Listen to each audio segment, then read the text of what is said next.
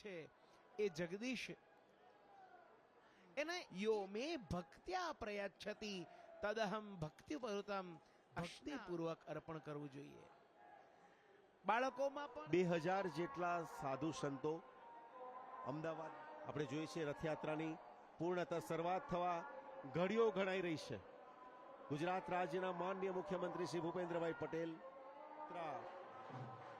નો શુભારંભની આ ઘડીઓ ભગવાન શ્રી જગન્નાથજીને પુષ્પહાર માલા અર્પણ કરતા શંખ સમાન છે, તેથી શંખ ક્ષેત્ર પણ આ ક્ષેત્રને કહેવામાં આવે છે. તેમજ સતીની નાભી, કારણ કે જનતા જનાર્દનની વચ્ચે રહે છે, પોતાના આશીર્વાદને અર્પણ કરતા રહે છે.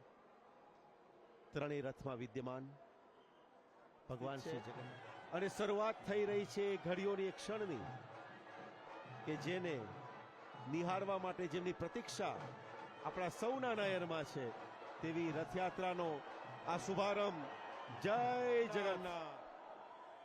દેવોની દુદુંભી વાગી રહી છે. ભક્ત હૃદયની અંદર એક ભાવની ભરતી છે. સમગ્ર મહાનગરની અંદર બે સમુદ્રો સાથે મળી રહ્યા છે. એક ભીડનો સમુદ્ર અને એક દરેક ભક્તની અંદર રહેલા કે હે બેન, હે ભાઈ, આવો જોડાઈએ આ રથની યાત્રામાં. એ ભાવમાં બેન સુભદ્રાજીનો રથ મહંત દિલીપદાસજી મહારાજ, અમિતભાઈ શાહ, કૌશિકભાઈ જૈન અને અન્ય સામાજિક આગેવાનો આગળ વધારી રહ્યા છે. આગળ છે સાધુ સંતો,